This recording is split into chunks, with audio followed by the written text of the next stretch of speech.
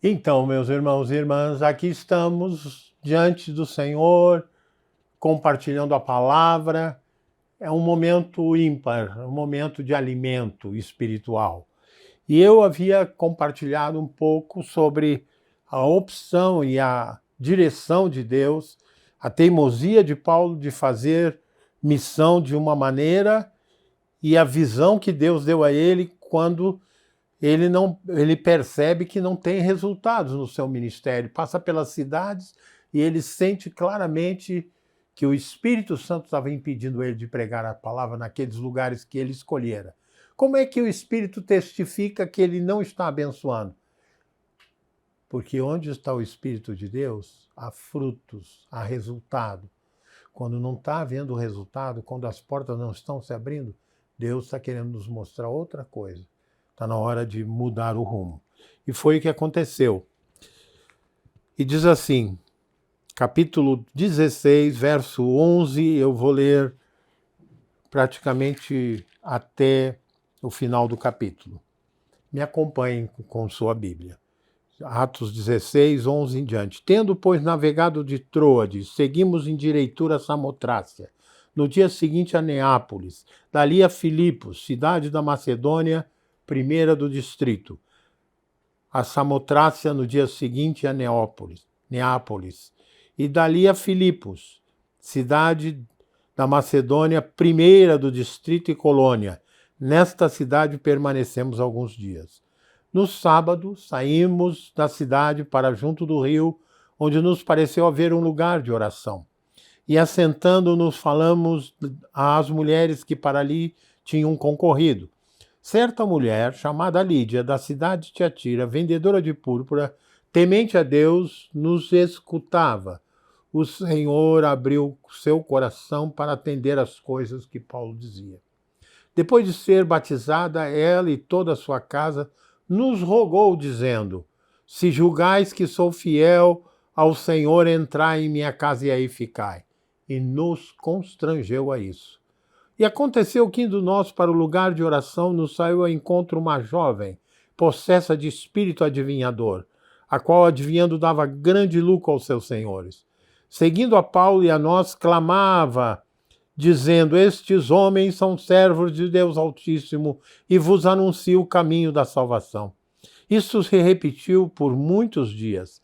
Então Paulo, já indignado, voltando-se, disse àquele espírito: em nome de Jesus Cristo eu te mando, retira-te dela. E ele na mesma hora saiu. Vendo os seus senhores que se lhe desfizera a esperança do lucro, agarrando a Paulo e Silas, os arrastaram para a praça à presença das autoridades. E levando aos pretores, disseram: estes homens, sendo judeus, perturbam a nossa cidade, propagando costumes que não podemos receber nem praticar, porque somos romanos.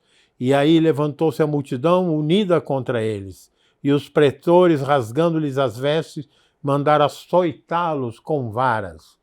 E depois de lhe darem muitos açoites, lançaram no cárcere, ordenando ao carcereiro que os guardasse com toda a segurança.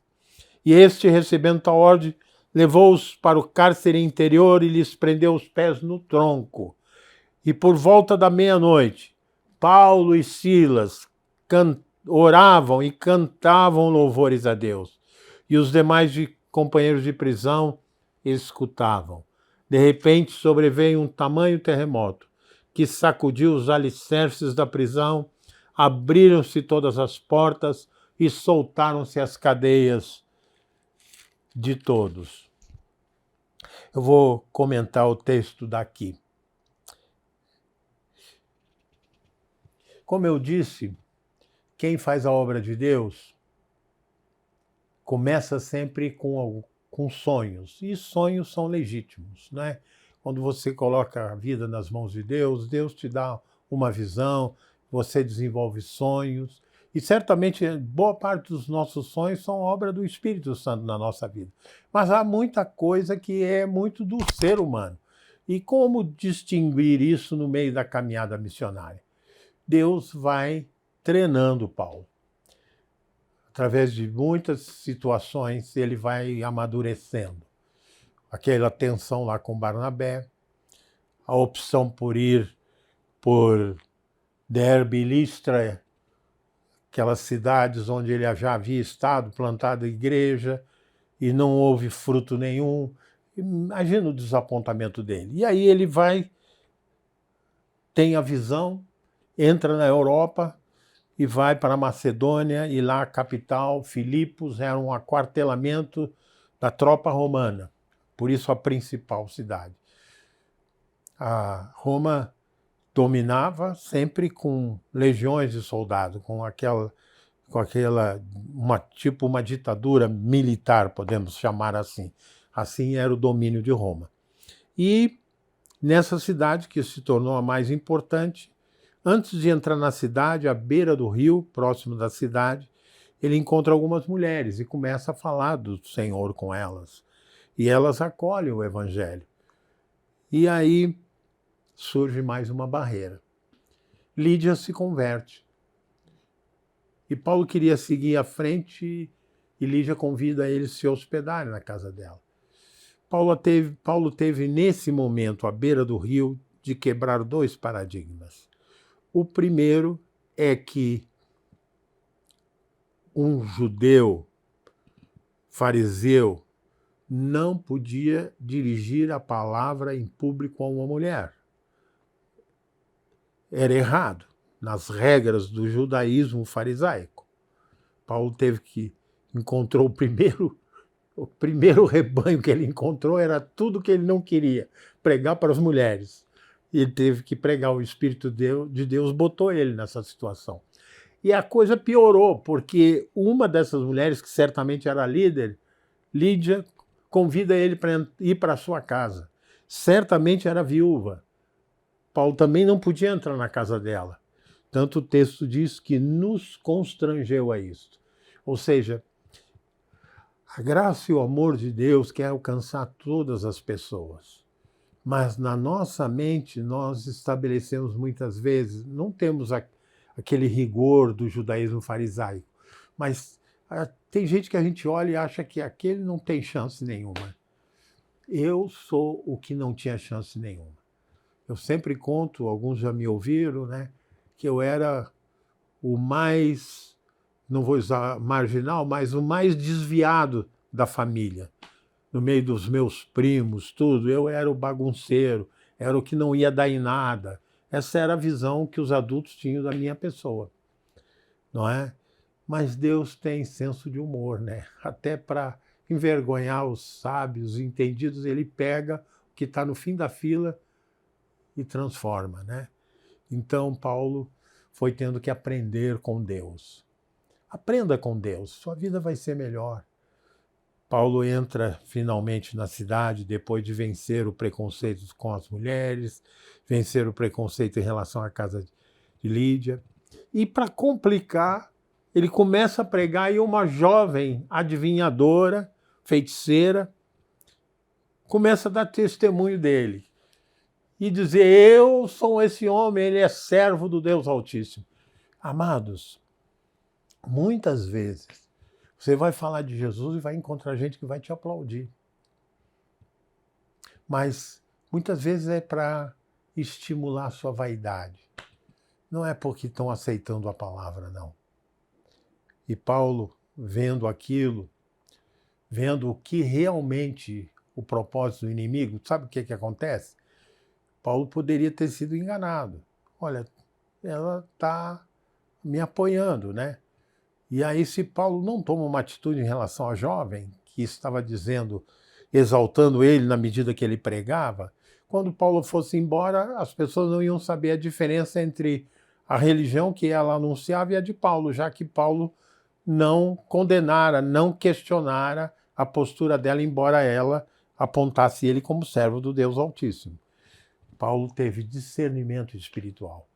E se você quer viver uma vida santa, você tem que ter discernimento espiritual, porque o diabo, ele não aparece sempre como aquela figura mitológica aí do folclore popular, né? Com um rabo que é um espeto, com um chifre, botando enxofre, aquele cheiro horrível pela boca. Não. O diabo se apresenta da maneira mais atraente, com as propostas mais atraentes. Porque se o diabo só oferecesse coisa ruim, quem que ia pecar? Ninguém ia pecar, né? Então, tem que ter clareza que o diabo é sedutor. Ele é envolvente. E Paulo, para perceber a ação do inimigo, precisou do dom de discernir espíritos, que permite que você enxergue além da mera letra, que você enxergue além das palavras que estão sendo ditas para você, que você aprenda a ler o coração das pessoas pela ação do Espírito Santo através da sua vida. Só que, fazendo a obra, Paulo foi contra o comércio daquela religião, daquelas divindades de prostitutas sacramentais. Paulo rompeu com o paganismo. E aí, sempre em torno desses cultos pagãos, há quem tire vantagem. E aqueles que tiravam vantagem acusaram Paulo de estar pregando coisas contra o império, contra os valores da cidadania romana. Paulo é preso. O homem de Deus, o servo de Deus é preso. Toma 39 chibatadas. A penalidade era 40 menos uma chibatada. Pensa você, né?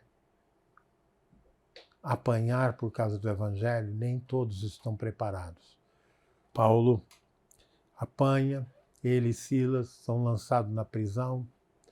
Quando você está fazendo a obra, quando você está naquele pique de entusiasmado, feliz, que está vendo Deus abençoar, não é? E de repente você está no meio do seu melhor e de repente aparece um abismo, uma porta é batida na sua cara. Como é que você se sente? Paulo e Silas oravam e cantavam louvores a Deus. Eles estavam dizendo, sabe o quê? Não estou entendendo nada, Senhor. Eu estou fazendo a tua obra. Tu sabe que o meu coração está no teu altar, mas agora as minhas costas estão doendo e eu estou amarrado nesse tronco, Senhor. O que o Senhor quer mostrar? Eu quero dizer que eu continuo te amando, Senhor, e continuo louvando e honrando e glorificando o teu nome. E quando nós, mesmo na adversidade, reconhecemos a autoridade do Senhor sobre o céu e a terra e honramos a Deus e louvamos, o céu se abre. Houve um terremoto, as cadeias se soltaram. E o mais interessante, sabe o que é desse episódio? É que não foi só as cadeias de Paulo e Silas que se soltaram, foi de todos os presos. E sabe a outra coisa interessante? O carcereiro ia se matar, porque na tarefa de carcereiro, se algum dos presos fugisse, ele pagava com a própria vida. Então, sabendo disso, ele imaginou que todos tinham fugido. E o que Paulo disse? Não te faças nenhum mal, porque todos aqui estamos. Você tenta imaginar uma prisão brasileira, um Bangu da vida qualquer. Pensa num abalo de terra que o muro e as portas da cadeia se abrem. Dá para contar até 10 para que todo mundo dispare correndo? Com certeza. Não fica nenhum para contar a história, não é verdade? Só que aqueles presos lá em Filipos continuaram na cadeia. Você sabe por quê?